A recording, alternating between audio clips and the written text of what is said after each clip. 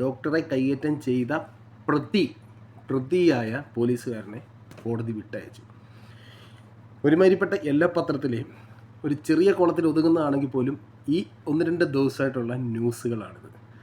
വേറൊന്നുമല്ല, 4 വർഷം മുമ്പ് ഏറ്റവും കൂടുതലൊക്കെ സൃഷ്ടിച്ച മാവേലിക്കരയിലെ ഡോക്ടർമാരുടെ നീചമായ പ്രവൃത്തിയിൽ ഒരു സാധാരണക്കാരനായ ഒരു പോലീസുകാരൻ ഒരു പയ്യനെ വലിച്ചു കീറി ഡോക്ടർമാരുടെ ഹുങ്ക് കാട്ടി അവൻ്റെ ജീവിതം വരെ നശിപ്പിക്കാൻ വേണ്ടിയിട്ട് അവൻ്റെ അമ്മയെ കൊലയ്ക്ക് കൊടുത്തിട്ട്, അവൻ്റെ മുമ്പിൽ വെച്ച് അവൻ്റെ അമ്മയെ കൊലയ്ക്ക് കൊടുത്തിട്ട് അതിന് ചോദ്യം ചെയ്ത ആ ഒരു ചെറുപ്പക്കാരനെ ഡോക്ടറെ കയ്യേറ്റം ചെയ്തു എന്നുള്ള വ്യാജ വാർത്തയിൽ അവനെ നരനായാട്ടാടിയ വെള്ളക്കുപ്പായം ഇട്ട ഏകപക്ഷീയമായ ഡോക്ടർമാരുടെ ന്യൂസാണ് ഇപ്പോൾ പാവം പിടിച്ച ആ ചെറുപ്പക്കാരൻ ഈ നീണ്ട 4 വർഷം നിയമ പോരാട്ടമാടി ഒരു നീതി കിട്ടിയപ്പോൾ ഇപ്പോഴും ന്യൂസ് വന്നിരിക്കുന്ന പ്രതി. അപ്പോൾ ഈ കോടതിയെ അവഹേളിക്കുന്നതാണോ അതോ ഒരാൾ കുറ്റം ചെയ്തില്ലെന്ന് കോടതി തീരുമാനിച്ചാൽ അവനെ പ്രതി എന്നുള്ള ആ ഒരു തട്ടിൽ, ആ ഒരു തുലാസിൽ വെച്ച് അളക്കാൻ ഈ പത്രമാധ്യമ ധർമ്മത്തിന് ഒരു എളുപ്പമില്ല. കാരണം അവർ ഏകപക്ഷീയമായിട്ടാണ്. അവർക്ക് കിട്ടേണ്ടത് എവിടെ നിന്ന് കിട്ടുന്നു? ഒരു പാവം പിടിച്ച പോലീസുകാരനെ താങ്ങിയിട്ട് അവർക്കൊന്നും ഈ ലോകത്ത് നേടാനില്ല. അതിൻ്റെ വ്യക്തമായ ഉദാഹരണമാണ് ഇപ്പോഴും ഒരു നീതി കിട്ടിയ ഒരു ചെറുപ്പക്കാരനെ പ്രതി എന്ന് ആക്ഷേപിച്ചുകൊണ്ടും ഈ പത്രങ്ങൾ ഉൾപ്പെടെയുള്ള എല്ലാ മാധ്യമങ്ങളിലും ഈ ആറാടിക്കൊണ്ടിരിക്കുന്ന ന്യൂസ്.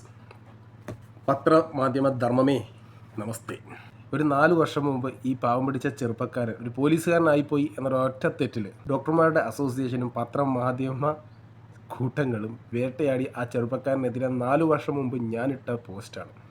ഗവൺമെൻറ് ഡോക്ടർമാരുടെ പണക്കൊഴുപ്പിൻ്റെ ഉന്നത നിലപാടിൻ്റെ മറവിലുള്ള ഗുണ്ടായിസത്തിൻ്റെ ഇരയായി മാറിയ എൻ്റെ സഹോദരൻ ഈ കൂടപ്പറപ്പിൻ്റെ ഐക്യദാർഢ്യം. ഈ കൂടപ്പറപ്പല്ല, അവന് ഒരുപാട് കൂടപ്പറപ്പുണ്ട്. കാരണം അവനെ ഏറ്റവും കൂടുതൽ അറിയാവുന്ന നാട്ടുകാരായിരുന്നു അവന് മാവേലിക്കരയിലും. അത് ഞാനെന്നല്ല, ആ ഒരു ചെറുപ്പക്കാരനെ അറിഞ്ഞ് ഒരു ദിവസമെങ്കിലും കൂടെ നടന്നിട്ടുണ്ടെങ്കിൽ അവൻ എന്താണ് ഒരു ഉറുമ്പിനെ നോവിക്കാൻ കരുത്തില്ലാത്ത ഒരാൾ പോലീസുകാരനാവത്തില്ല. കരുത്തല്ല, അവൻ്റെ മനസ്സില്ലാത്ത ഒരു മാനസികമായി അതിന് മുതിരാത്ത ഒരു പയ്യനാണ് അവൻ. അത് ഞാൻ മാത്രമല്ല, ആ ഒരു ചെറുപ്പക്കാരൻ്റെ കൂടെ ഒരു ദിവസം ഇടപഴകിയ ആർക്കും അറിയാം ആ പാവം പിടിച്ച പയ്യൻ എന്താണ്. ആ ഒരു പയ്യന് ഒരൊറ്റ ദിവസം അവൻ്റെ കൺമുന്നിൽ നിന്ന് അവൻ്റെ അമ്മ ശ്വാസം കിട്ടാതെ പിടഞ്ഞു മരിക്കുമ്പോൾ ഏതൊരു ചെറുപ്പക്കാരനും ഏതൊരു മകനും ചെയ്യുന്ന രീതിയിൽ അവനൊന്ന് പ്രതികരിച്ചു പോയി. അന്ന് ഡ്യൂട്ടിക്കുണ്ടായിരുന്ന രാഹുൽ മാത്യു എന്ന ഡോക്ടറെന്നൊന്നും പറയാൻ പറ്റില്ല, ഇങ്ങനെയുള്ള ഒരാൾ ഡോക്ടർ സ്ഥാനത്ത് ഇരിക്കാൻ അർഹനല്ല. അന്ന് 108 ആംബുലൻസിലെ ഡ്രൈവർ അരമണിക്കൂർ വിളിക്കുകയും ഓടി നടക്കുകയും ആ ഒരു അമ്മയുടെ കൂടെ വന്ന അത്രയും ആൾക്കാർ നിരന്തരം, അതായത് ഡോക്ടർ എന്നുള്ള രാഹുൽ മാത്യുവിൻ്റെ ഭാഗത്തു നിന്ന് പറയുകയാണെങ്കിൽ നിരന്തരം ശല്യപ്പെടുത്തിയത് കൊണ്ട് 3/4 മണിക്കൂറിന് ശേഷം ശ്വാസം കിട്ടാത്ത രോഗിയുടെ അടുത്ത് വരുമ്പോൾ ആ ഒരു മകൻ പ്രതികരിച്ചു പോയത് അവൻ്റെ കുറ്റമല്ല, അവനൊരു മകൻ ആയതുകൊണ്ടാണ്. ഒരു അമ്മ മുന്നിൽ കിടന്ന് ശ്വാസം കിട്ടാതെ പിടയുമ്പോൾ 1 മണിക്കൂർ ഇദ്ദേഹം എവിടെയായിരുന്നു? ഡ്യൂട്ടിയിലാണ് രാത്രി. അസമയത്ത് അദ്ദേഹം വന്നത് 3/4 മണിക്കൂറിന് ശേഷം എവിടെയായിരുന്നു എന്നുള്ള രീതിയിൽ അവൻ ഒന്ന് ഒച്ചപ്പാടെടുത്തപ്പോൾ ആ രോഗി അവിടെ മറന്നിട്ട് ആ രാഹുൽ മാത്യു എന്നുള്ള ഡോക്ടറിൻ്റെ ഈഗോയാണ് അവിടെ പിന്നീട് നടന്ന സംഭവത്തിന് എല്ലാം ആസ്പദമായ കാരണം. ആരാണ് ഈ ചെറുപ്പക്കാരൻ എന്നെ ശാസിക്കാൻ എന്ന ധാർഷ്ട്യത്തോടെ അദ്ദേഹത്തിൻ്റെ ആ മകൻ്റെ അച്ഛനെ നിർത്തി ചോദ്യം ചെയ്തത് 5 മിനിറ്റ്. അദ്ദേഹം കൈകൂപ്പി ശ്വാസം കിട്ടാതെ പിടയുന്നത് അതിൻ്റെ ഭാര്യയാണ്, ഇതെൻ്റെ മകനാണ്, അവനൊരു പോലീസുകാരനാണ് എന്നറിയാതെ അദ്ദേഹത്തിൻ്റെ വായിൽ നിന്ന് വീണുപോയി. അതോടുകൂടി ആ ഡോക്ടറിൻ്റെ ഈഗോ 2 ഇരട്ടിയായി. ആ ഒരു ദാക്ഷിണ്യമില്ലാതെ ആ ഒരു മനോഭാവത്തോടു കൂടി ആ ഒരു അമ്മയുടെ കയ്യിൽ പിടിച്ച് 5 മിനിറ്റായി ഈ സ്ത്രീ മരിച്ചിട്ട്. 3/4 മണിക്കൂറുകളോളം ആ ഒരു അമ്മയുടെ ജീവൻ രക്ഷിക്കാൻ ശ്രമിച്ച മകൻ്റെയും അച്ഛൻ്റെയും മുന്നിൽ നിന്ന് 5 മിനിറ്റ് ആയി ഈ സ്ത്രീ മരിച്ചിട്ട് എന്ന് ഒരു ദാക്ഷിണ്യമില്ലാതെ സംസാരിക്കുമ്പോൾ ആരാ പൊട്ടിത്തെറിക്കാത്ത? അവനൊന്ന് തല്ലിയാൽ പോലും അതിൽ ഒരു തെറ്റുമില്ലെന്ന് കണക്കാക്കുന്നവനാണ് ഞാൻ. എന്നിട്ടും ആ ഒരു ചെറുപ്പക്കാരൻ തല്ലിയില്ല എന്ന് അവിടെ നിൽക്കുന്ന സാക്ഷിമൊഴികൾ, ആംബുലൻസിൻ്റെ ഡ്രൈവർ, അത്രയും ആൾക്കാർ. പക്ഷേ ഇദ്ദേഹം പറഞ്ഞു തല്ലി. അങ്ങനെ ആ ചെറുപ്പക്കാരനെ നീണ്ട 4 വർഷം സസ്പെൻഷൻ ഉൾപ്പെടെ പല നിയമ നൂലാമാലുകളുടെ വലിച്ചഴിച്ച് കളഞ്ഞത് ആ ചെറുപ്പക്കാരൻ്റെ 4 വർഷം. ആ ഒരു ഡോക്ടറിൻ്റെ അലംഭാവം കൊണ്ട് ആ ജീവൻ നഷ്ടപ്പെട്ടപ്പോൾ ആ ചെറുപ്പക്കാരനൊന്ന് പ്രതികരിച്ചു പോയി. ഡോക്ടർ അസോസിയേഷൻ ഉണർന്നു. നിശ്ചലമായി മാവേലിക്കര ഉൾപ്പെടെ എല്ലാ ഡോക്ടർമാരും, രോഗികൾ അവിടെ കടന്നോട്ടെ, ഗവൺമെൻറ് ഹോസ്പിറ്റലിൻ്റെ അവസ്ഥയായിരുന്നു. സാധാരണക്കാരൻ്റെ ചുങ്കപ്പണം നക്കിത്തിന്നാൻ രാവിലെ വന്ന് കസേരയിൽ ഇരുന്ന് ഉച്ച കഴിഞ്ഞ് വീട്ടിൽ സർവീസ് നടത്തുന്ന അപൂർവം ചില സർക്കാർ ഉദ്യോഗസ്ഥന്മാർ ഇന്ന് ഈ നാടിൻ്റെ ശാപമാണ്. അതിലൊരു ഉത്തമ ഉദാഹരണമാണ് ഈ പറയുന്ന ഡോക്ടർ. അങ്ങനെ ഒരു മഹാൻ കാരണം ആ ഒരു ചെറുപ്പക്കാരൻ നഷ്ടപ്പെട്ട അവൻ്റെ ഒരു അമ്മ, അവൻ്റെ ഒരു 4 വർഷത്തെ കരിയർ, അവൻ്റെ ജീവിതം. ഒരു മകൻ എന്ന നിലയിൽ അവൻ വികാരസ്വരത്തിൽ സംസാരിച്ചു. അതിന് അവൻ നൽകേണ്ടിയിരുന്ന വില വളരെ വലുതായിരുന്നു. ചെന്നായക്കൂട്ടങ്ങൾ ഒരുമിച്ച് നിന്ന് അവനെതിരെ ഓരിയിട്ടപ്പോൾ അവൻ ചെയ്യാത്ത കുറ്റങ്ങൾക്ക് സമൂഹത്തിൻ്റെ മുമ്പിൽ കീഴടങ്ങേണ്ടി വന്നു. എന്നാൽ ഈ ഒരു സമൂഹത്തിൽ നന്മ നശിക്കാത്തവർ ഒരുപാട് ഇന്നും ബാക്കിയുണ്ട്. നിനക്കായി സംസാരിക്കാൻ, നിനക്കായി ഐക്യദാർഢ്യം പ്രകടിപ്പിക്കാൻ. അതിലൊരുവനാണ് ഞാനും.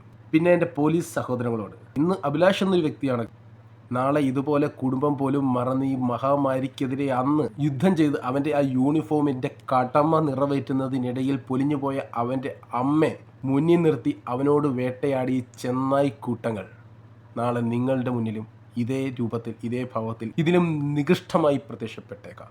വെള്ളക്കുപ്പായമിട്ട കാറ്റഗറിയിൽ മുന്തിയ സ്ഥാനം വഹിക്കുന്നു എന്ന് ധാർഷ്ട്യത്തോടെ അവർ പെരുമാറിയപ്പോൾ കൂട്ടത്തിൽ ഒരുവൻ കാണിച്ച നെറികേടിനെതിരെ അവർ കൂട്ടത്തോടെ തെരുവിലിറങ്ങി പ്രതിഷേധിച്ചുവെങ്കിൽ അഭിലാഷ് എന്ന കാക്കിയിട്ട നിങ്ങളുടെ കൂടപ്പിറപ്പ്, അഭിലാഷ് എന്ന കാക്കിയിട്ട നിങ്ങളുടെ കൂട്ടത്തിലുള്ള ആ ഒരു കൂടപ്പിറപ്പിൻ്റെ കൂടെയാണ് നീതിയെന്ന് നിങ്ങൾക്കുറപ്പുണ്ടെങ്കിൽ അദ്ദേഹത്തിനെ ചേർത്ത് പിടിക്കുക, അദ്ദേഹത്തിനെ കൂടെ കൂട്ടുക. 2021 മെയ് 14 മാവേലിക്കര ഗവൺമെൻറ് ഹോസ്പിറ്റലിൽ അരങ്ങേറിയ ഈ നീചമായ പ്രവൃത്തി ഇനി ഒരു പാവപ്പെട്ടവൻ്റെ നെഞ്ചത്തേക്ക് കുതിര കയറാനുള്ള കടിഞ്ഞാണോ പദവിയോ നേടിയെന്നുള്ള അഹങ്കാരത്തിൻ്റെ ചെങ്കോൽ അതല്ല അവരുടെ കയ്യിൽ എന്നവർക്കും മനസ്സിലാക്കി കൊടുക്കുന്ന രീതിയിൽ, അവർക്ക് മനസ്സിലാകത്തക്ക വിധം പ്രവർത്തിക്കുക, പ്രതികരിക്കുക.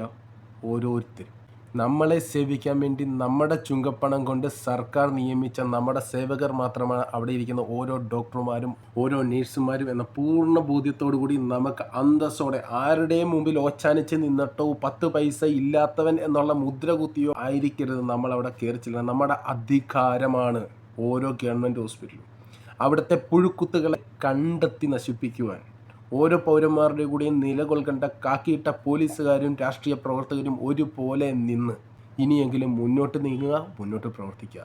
ഈ ഒരു ചെറുപ്പക്കാരൻ്റെ ദുരവസ്ഥ, ഈ ഒരു ചെറുപ്പക്കാരനെ വേട്ടയാടിയതുപോലെ ഒരു ചെറുപ്പക്കാരനും വേട്ടയാടാൻ ഇതുപോലെയുള്ള നികൃഷ്ട കൂട്ടങ്ങളെ അനുവദിക്കാൻ ഇനിയെങ്കിലും നമ്മൾ അനുവദിച്ചു കൂടാ എന്ന് ദൃഢപ്രതിജ്ഞ എടുത്തുകൊണ്ട് നമസ്തേ.